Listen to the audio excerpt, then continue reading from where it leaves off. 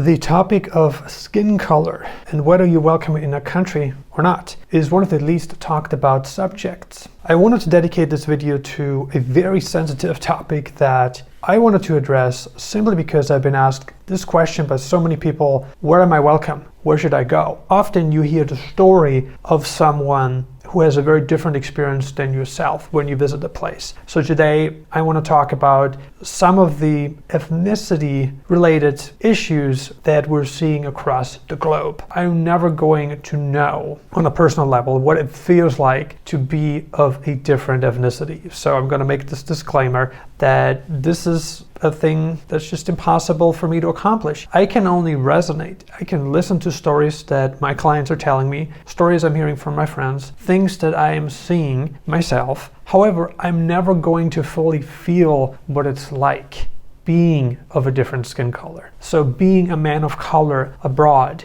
is not something that I can personally feel because I don't have this situation to deal with, so I can't do it. However, I can give you experiences of the people we work with, friends of mine, and hopefully some of these things will resonate and will open your eyes and you're gonna be like, hey, it's good to be validated.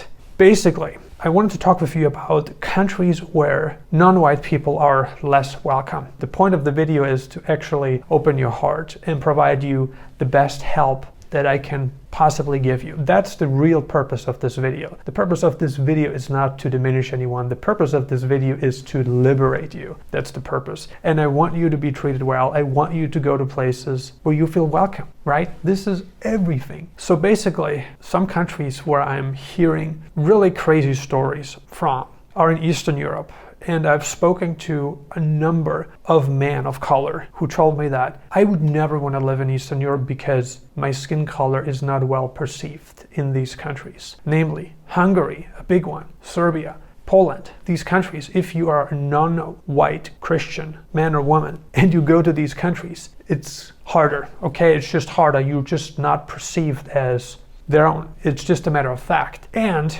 we are seeing this all across the news. We're seeing this on different platforms where people are being rejected because of their ethnicity. And this is what it is. We can't change this. You can't change how people feel about you. There's nothing you can do about that. You can't change it, ever. And what you want to focus on is things that you can control. This is the most important thing in your life. Focus on things you can control and forget about things you cannot control. This is the beginning, the middle, and the end. Even if you like a place so much, but if you're not welcome in that place, what's the point of staying there?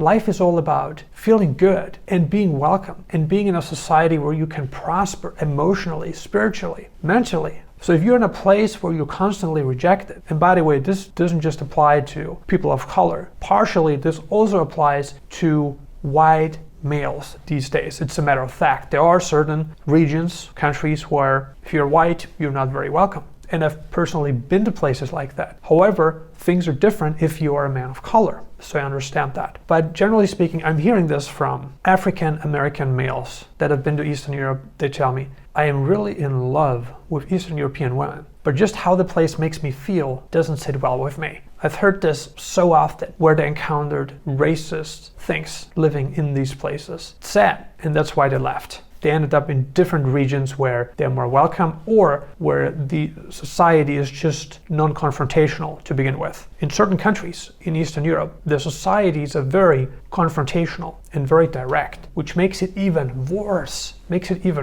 Right? It intensifies the pain, it intensifies the problem, forcing you out of these countries. Because who would want to live there under these conditions? You wouldn't want to do that. It's the unfortunate truth. Being a man of color in Latin America is often a much better experience. For a number of reasons. Latin America is a more welcoming culture. It is a more warm-hearted culture. Even if some people are against other people, they don't openly show that. However, they are non-confrontational and just indirect in general. And because of these attributes, they won't show you how to really feel about you. And this holds true not just for ethnicity, but other things as well, where, if you want to point something out and they feel like they're being criticized, so they don't really respond to you. They solve it in an indirect way. Maybe they give you a nice smile, right? But they don't really want to solve the problem. Anyway, it's just how societies are structured. Societies work differently across the globe. no society is the same. And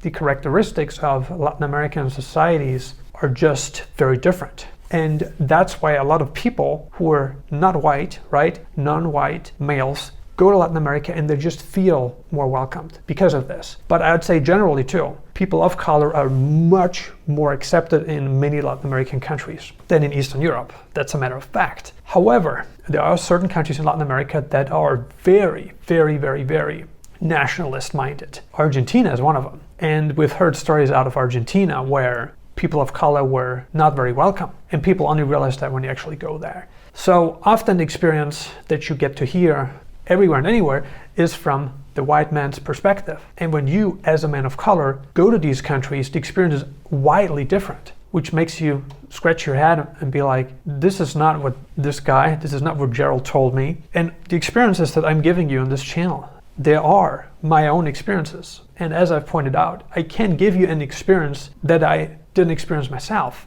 I don't think that's genuine. But this is something that you need to consider going forward when you listen to someone like me, if the experience applies to you to the same degree as it applies to me. This is very important. And there's nothing I can do about that. I can't suddenly change my skin color and have the experience of an African American male, just giving an example, or an Asian American man, or an Hispanic American male. I can't do that. You know, it would be great just to get these experiences and just see the differences. However, this is not possible. Your own personal happiness and health are your top priority. What do I mean by that? You want to live in a place where you feel welcomed. And if you feel rejected in a place, and this all depends on your personality, how you take it. And I totally understand that most people don't take it well, neither would I. But if you don't take it well and it hurts your self-esteem, it hurts your life, then there's really no point to remain in that place. If a place doesn't make you feel good, it's time to depart that place. If a person does not make you feel good, it's time to let that person go. There are people in your life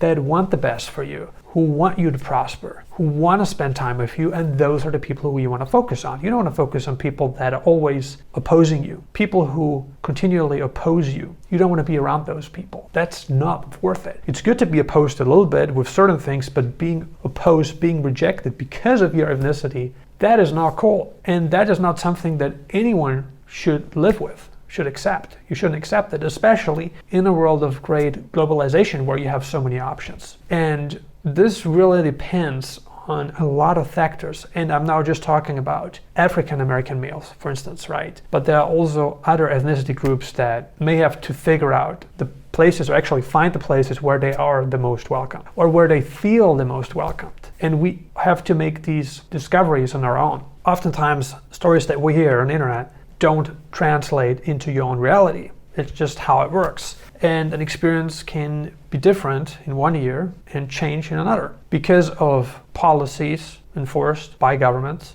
extreme policies. I think there are two distinct issues that we're dealing with when it comes to ethnicity, right? We're dealing with two distinct issues. Issue number one is the institutional side of things, where the institution, the top level of a country, meaning the officials, the government, rejects you because of your nationality or skin color, right? Nationality and skin color or skin color. There are countries like that, believe it or not. And secondly, there is the rejection that's happening by the citizens of a country. Sometimes you're dealing with both, and that's a tough pill to swallow. You don't want to swallow this pill. No way. So the question is, where can you eliminate both? Where can you go to feel welcomed? Where you can get residency with a path to citizenship, where you have property ownership rights, and where you feel good, where you're welcomed by society, by the native population. And in general, as I've pointed out, and I've just talked about Latin America, which is an extroverted society. In a lot of ways it is. However, it is also a non-confrontational society, right? So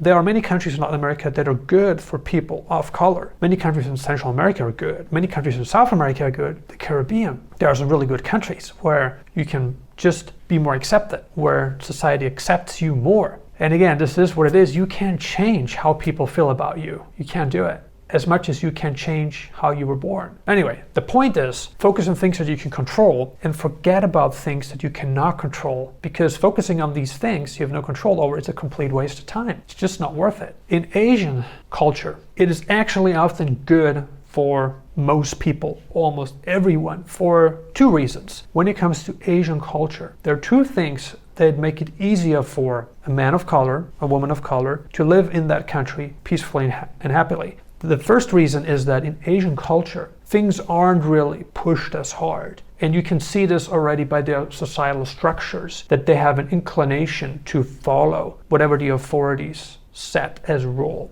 which has pros and cons, right? Everything comes with pros and cons. On the positive, you're less likely to get insulted, threatened, or judged because of who you are. So it's good in that sense. However, because it is a more obeying culture in a lot of ways, that can have negative implications on the society as a whole, because everything is being taken as gospel truth. However, being a man of color, being a woman of color in an Asian society may be, and probably is better, for sure better than in Eastern Europe, because it is non-confrontational, it is indirect, and it is just a more introverted society. You know, there's just more introverts. On a percentile basis, there are more introverts in the Eastern Hemisphere, you know, specifically in Asia, than in, say, a place like the US. I'm not saying that introverts don't exist in the US, they do, but on a percentile basis, there are fewer introverts in the US than, say, a country like Vietnam or Malaysia. So the indirectness, the introvertedness, they work in your favor in Asia. Whether you are Hispanic, whether you are an African American, whether you are an Asian American, white American, doesn't matter. That's why people generally feel very welcome in Southeast Asia, because of that. If you're interested in getting uncensored advice on how you can move to the most suitable countries for your ethnicity, please book a consultation with me, because there are certain things that I cannot publicly discuss on this platform because of censorship reasons. And I hope I was as polite as I could have been. I hope this video was helpful. And if you're interested in booking a one-on-one consultation with me, please visit the website that appears on the screen right now. There should also be a link placed below this video. Thank you so much for watching, and take care.